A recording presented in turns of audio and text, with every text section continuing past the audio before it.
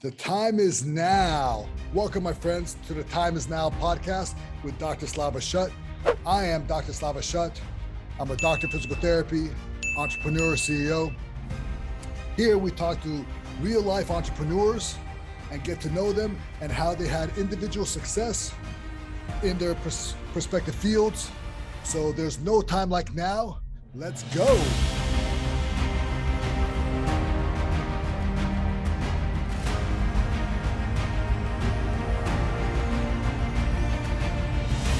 So I'm happy and thrilled to have this amazing young man on our show today.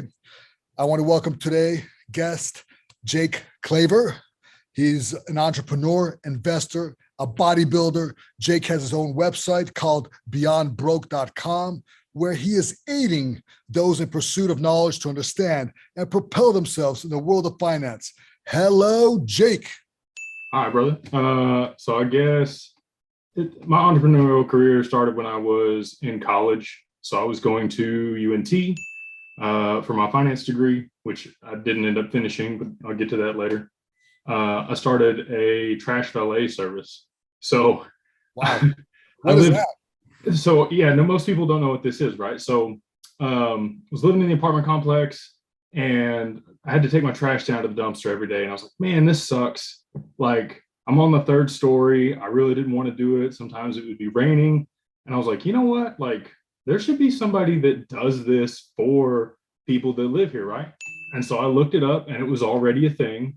And so I did the things I needed to. I had to register with a couple things to make sure you're legit. Like certain apartment complexes wouldn't deal with you if you weren't registered and accredited. So I got a few of my buddies and I was like, hey, look, like I can pay you $12 an hour and I'm going to W-9 you. I can't do benefits. I can't do all that other stuff, but it's cash money every week. And so I lined up 4 apartment complexes that were all part of the same network and started doing that. And then I met my wife, ended up getting rid of that business and going to work in industrial sales. And that's when I didn't finish my degree. But anyway, yeah, so that was the start of it. And the other thing that allowed me to leave the industrial sales job was cryptocurrency. Anyway, after I discovered it was software and what it was capable of, I was like blown away. I've got this knowledge base on crypto, and I think Web3 and blockchain technology is going to revolutionize things over the next decade. And so I've got 2 projects currently with business owners that I work with that I have equity in that are Web3 based, but inherent to their industry. So I'm kind of limited in what I can do with those 8 specific metrics. I can get you about double what you could have got before. But if I can move you from whatever industry you're in to a software base, we can get like 20 times the EBITDA for your business when we go to market.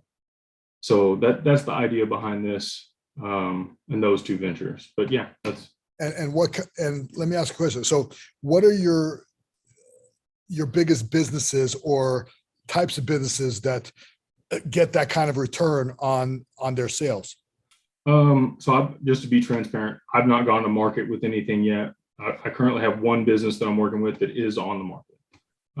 And that is a mechanical company that does chillers and that type of thing. And that's going to end up being a more strategic M&A. We're going to sell out to a larger company that wants to move to this area. So we have an LOI and some other things that are going on there. But the majority of the businesses I work with are from that category or that industry, just because that's where my contacts and my background's been. Mostly are contractors or some kind of industrial work, manufacturing, those type of things. But anybody that can move from whatever their current business model is to a software-based business will command a significantly higher valuation in the market. Wow, that's amazing. So, you and I both believe in, people should be financial free, have financial literacy. Most people don't have financial background. Statistics show about 95% of people have no one guiding them, no one helping them, financial illiteracy, and they still believe banks are the number 1 place to keep their money.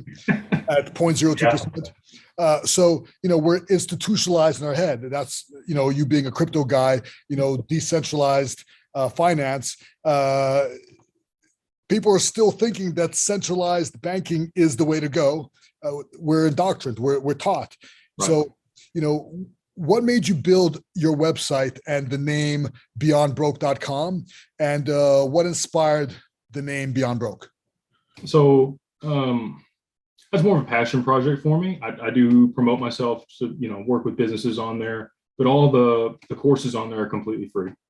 I've been broke. I've been to the point where I've had to ask people for money at the gas station.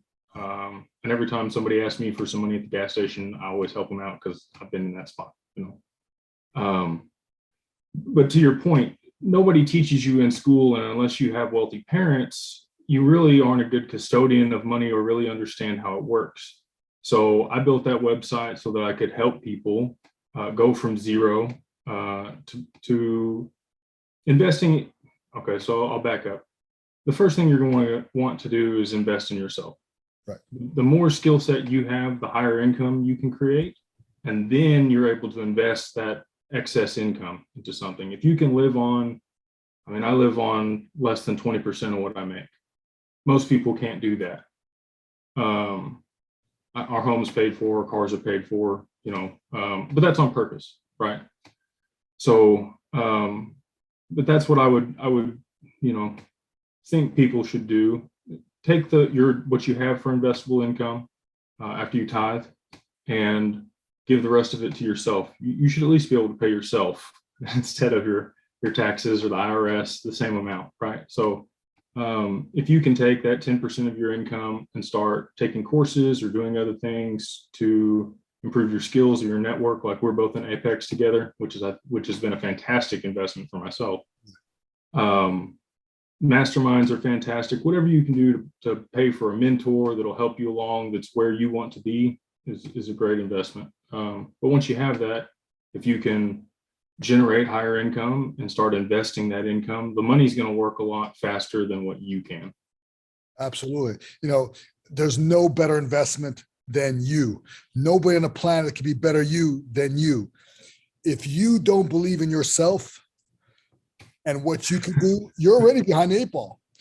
We talk about on the show, I teach people, I coach people, I tell people all the time, you are your biggest investment. And it's amazing. Show after show after show, all you different people come in and say, look, you have to invest in you and you have to believe in you. So everybody listening, first thing is believe in you. Second, invest in you. And there, everything will fall in place. So you, as a business owner, you help people set up accounts that allow them to easily do, crypto payments.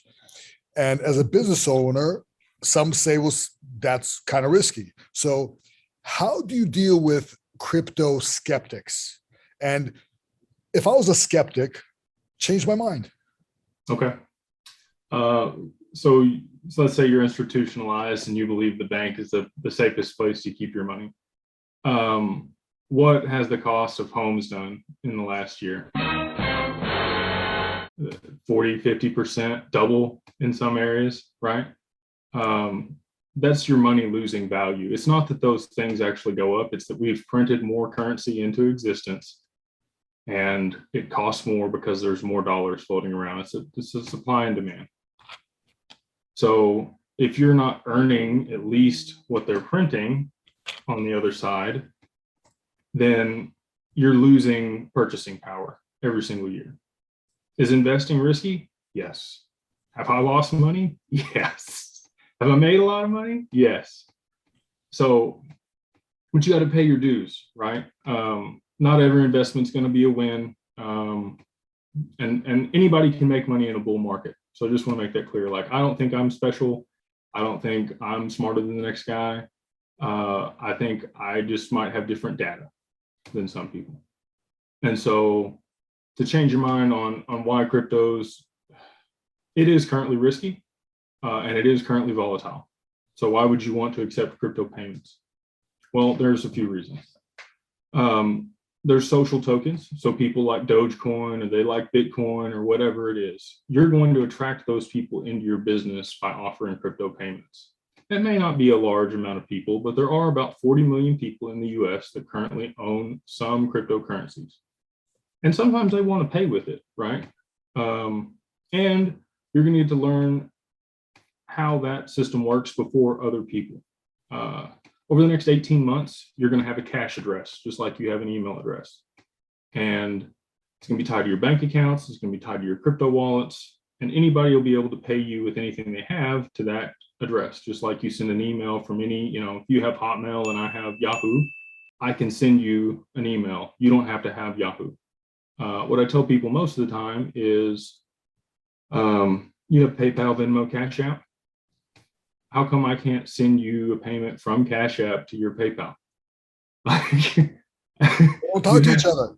They don't communicate. Exactly. They're siloed networks, just like the internet was when it first came out. And so once we have the internet of value, which, like I said, over the next 18 months will manifest, all that'll come into place. And so you're really not getting a whole lot of advantage, but you're going to get first mover and you're going to be able to market to those people that, do have cryptocurrency and want to use it for payment. Gotcha. So I have a funny question for you. Since we were trying to persuade each other and change each other's minds and stuff, how much would somebody have to pay you to eat a live spider? To eat a live spider? Yep. What kind of spider is it? And would you take it in cryptocurrency?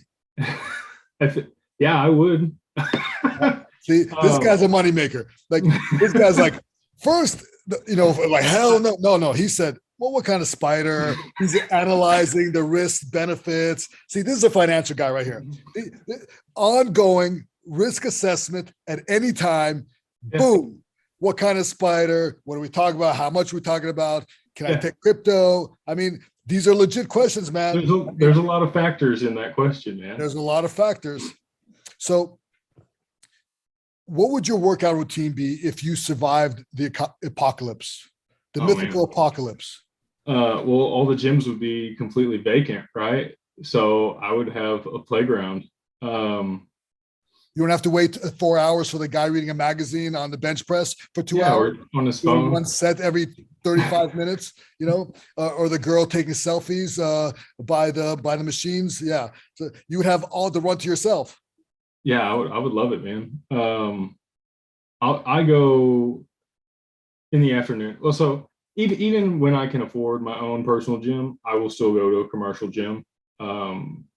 One, just because I like the camaraderie, and two, it's lonely working out by yourself. So when COVID hit and they shut everything down, I had a weight bench and some other stuff. I missed. This is gonna sound ridiculous. Cable press downs the most out of anything. Like, nothing hits your tricep like a cable press down, and that was the saddest part for me. You're like, I missed that cable press down. It's ridiculous. Man. But damn you, COVID. It gave me something to be grateful for, though, right? Like, you don't realize how many things you take for granted until they're taken from you. And so now every time I do that machine, I'm like, man, like, this is awesome. I get so excited to go to the gym now, when in the past, people are unmotivated or sad to go to the gym, or like, they don't want to. It's an opportunity, man, because at any time, like, that could happen again, and then they could shut it down, and then I don't get to go. So I try to be grateful for all the little things. That's awesome.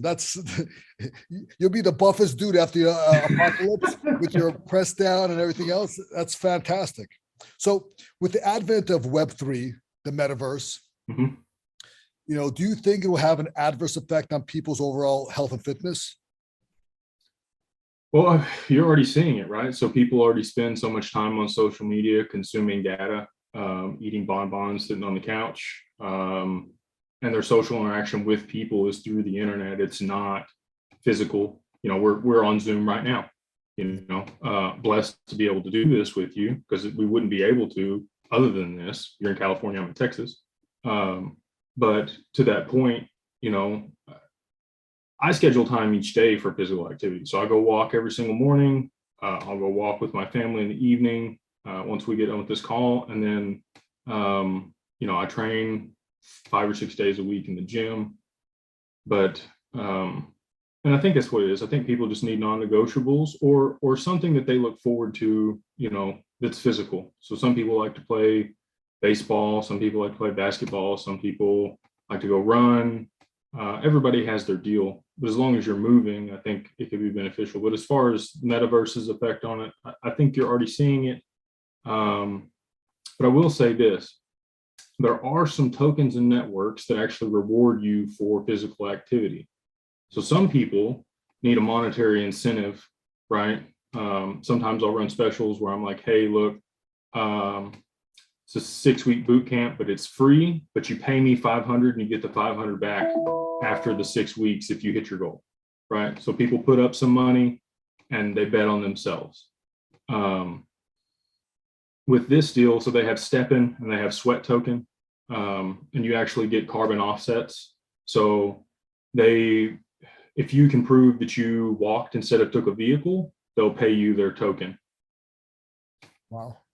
That's incredible. This day and age, I often wonder, and I ask some of the fitness professionals I've talked to, do you think fitness will change in the future?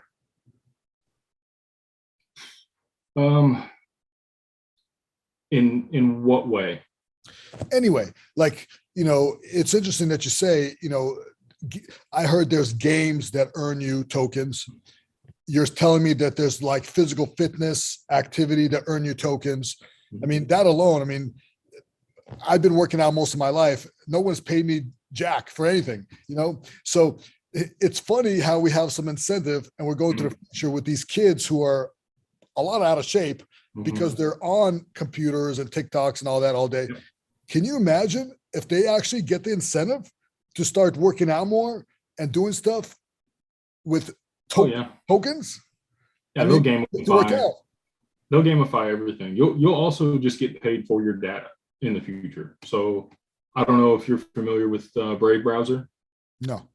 Okay, so they pay you 70% of whatever they earn off of your data in their token, which is basic attention token, just for using their browser. Or you can pay $20 a month and they won't take your data. So it's not a lot. Nobody's going to get rich off of using that browser, but $20 a month in your pocket for something you would have searched and done anyway. It's pretty nice.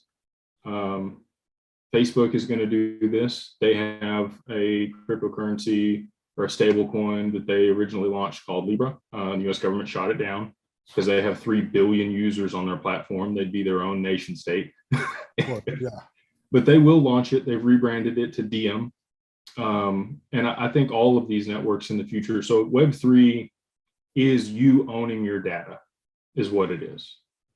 And you will be able to sell your data to whoever you choose, and they will have to pay you for it. So right now they just take your data without asking. Well, they do, you sign up consent or whatever. When you sign up for the platform or their app or whatever it is. But in the future for Web3, they'll have to actually pay you for your data. So that'll be for working out. Like if they're going to track you, you'll at least get paid for them tracking you. All those things. Fantastic. Yeah, nobody wants to pay me for anything. This is fantastic. Everybody's trying to take my money. Nobody's trying to pay me for anything. So this is fantastic. This is a game changer. Fitness and data, things that we would take for granted back in the day. Now we're getting paid for it, incentivized. Fantastic. Do you ever feel overexposed by being so vulnerable online? Yeah, so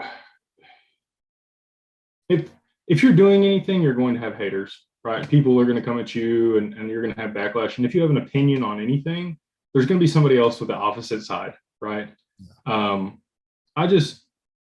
People that are continually putting bad energy in my life, I block. I don't have time for you.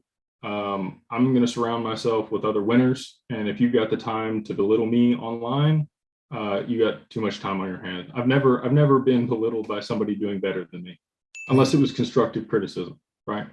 So all these keyboard warriors that come out of the woodwork when you put something online, I've run into a few of them in person. They're been a couple at MDM that saw me in person, and they haven't said anything since. I love that. I love that so much. I've had people like not see some of my stuff and attack some of my posts, not my videos, until they probably do some more research. I'm not the smallest guy on the planet. And I guess my personality comes out even on my videos. And all of a sudden, crickets. Yeah. Crickets. Now, once I find out your name and where you're from and what you do, the hate stops. It's amazing. It's amazing. I love it, man. I love it. Listen, it's funny with hate. Even my daughter, my 12-year-old, has gone after people where they've hated on some of my stuff, and my daughter lights them up, and it's so funny. Like, bring on the trolls, baby, bring it on.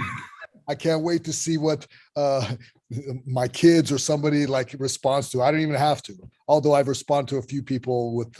Look, like I said, sometimes I don't even respond. Sometimes I just block. And like they might think they won or whatever. It's me removing you from my circle of influence in my life. I just don't even have time to respond to you. I've got too many other things going on. You're taking my energy. Don't have time for it.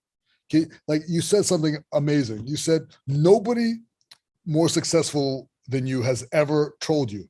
Can you imagine like Tony Robbins trolling somebody, or like, Ryan Stewman, like going, posting on some idiot's platform that like to troll them? Like, it just doesn't happen. Like, no. Hear me out. If you're a troll and you're out there, you're a loser. Sorry. I have an opinion. If you're a troll, you're a loser. Get that through your head. Stop it. Go make some of yourself, because successful people don't troll other people. All right. So you have a 3-year-old son. Would you ever allow him to pursue bodybuilding? And what has bodybuilding done for you personally? So I'll address the first one. Yeah, I would. If it's so, I really don't care what he's passionate about, and I'll support him in whatever that is. If it's bodybuilding, that's great. If it's another sport, that's great. If it's, ideally, I wouldn't like it to be video games, obviously, but there are professional people that play video games and make a lot of money from it. So I want him to be exposed to a lot of things, and I want to lead by example, right? So I go to the gym, he sees me do that. He eats chicken and rice like I do. He eats oatmeal. He eats kale and spinach. Like, he's seen me do all these things the whole time he's been alive, and he thinks it's your secret. My kids won't touch the stuff. He's 5 now. So, and he has an aversion. He's like, once they get around other kids and they say they don't like greens, there's been a few times that he hasn't wanted to eat. But yeah, if he ever wanted to, I get the most from the least when it comes to supplements and things. And so I would rather be there to help him if that's something he was bullheaded and wanted to do, than just let him experiment and do on his own. And then for me personally, what's it done for me? It's allowed me to become very self-disciplined. And then that bleeds into other areas of my life that allow me to be successful in those areas as well. So waking up at 4 a.m. before you go to work for a decade to do your fasted cardio, meal prepping all your meals twice a week so that you get them all in all day, every day, sleeping 8 hours every single day, training every single day. It takes a lot of self-discipline, and you have to love it. There's not another way around it. Other sports you can kind of take and leave. Bodybuilding is 24/7. If you're really going to be good, it's 24/7. And so that routine and that regimen has allowed me to, I time block. I take time out every weekend and make sure that my schedule is correct. I had you down for 3:30 because I thought it was 3:30 my time. It's 3:30 your time. But I block out everything over the weekend. That way I make sure it gets done. And I'm disciplined. There's a lot of times there's things I don't want to do. But then I think back to all the things that I've accomplished that required that, right? I had to do the cardio when I didn't want to. I had to wake up when I didn't want to. I had to eat when I didn't want to, or not eat when I wanted to, So self-discipline is what it's given me. We talk about this all the time, and there's a ton, piles of research about some, some out of century things, and the mind, the body, the connections. It's very important for all of you listening to have a healthy body. If you're cutting out things in the gym, or you're not working out and you're trying to be in business, it's very difficult. If you see people like Jake here, other entrepreneurs that are out there, they're in pretty good shape, and the discipline they have in that part of their life transitions to discipline financially, discipline in the home life, discipline in many aspects of their life. So if you're out there, you're a young entrepreneur, I would highly advise, like our friend Jake just said, get the discipline in the gym. If you get discipline in the gym, it will show up in your entrepreneurial journey. Absolutely. So, this finance world is more dominant, more heavily towards males. Do you see, like, in the future, that finance is becoming more accessible to women? Although I know some amazing entrepreneurs, female entrepreneurs, and amazing, and one of my partners in the finance world, great female boss lady, but it is male dominant. Do you see that things are changing a little bit, and more women are coming into this financial world and crypto and all that kind of stuff? Yeah, I think women, their place in the workplace has changed significantly. And you have to have two incomes almost to even survive at this point. And I think that's on purpose. I think women have been taken out of the home. They used to raise the kids and educate children. And that's on purpose by the government so that they can educate your children for you. But to your point, I would say I have maybe one to five male conversations to one female conversation about finance. And I'd like to see more. Most of the women that I talk to, they're in Apex or in other organizations or business owners, are very educated. They tend to do better on the operational side for whatever reason. I don't know if it's because they're nurturers and we're hunters, just ancestrally, but that tends to be what I see. Now, that's not to say that there aren't a lot of sales ladies out there that kick ass, because there are. But yeah, I'd like to see more equality in the workplace. I think there's always going to be people that are chauvinistic, and maybe belittle women. And there's a lot of harassment issues that go on with the remote work. I could see how that might go away some. And maybe women would be more comfortable in that setting just because they're not susceptible to being sexually harassed. Right. But we'll see. With the metaverse, it's going to be difficult to do that, right? You put on your glasses and you have alternative reality, and you go to the office that way, and everything's recorded. So anybody that is saying anything inappropriate would be caught pretty quickly.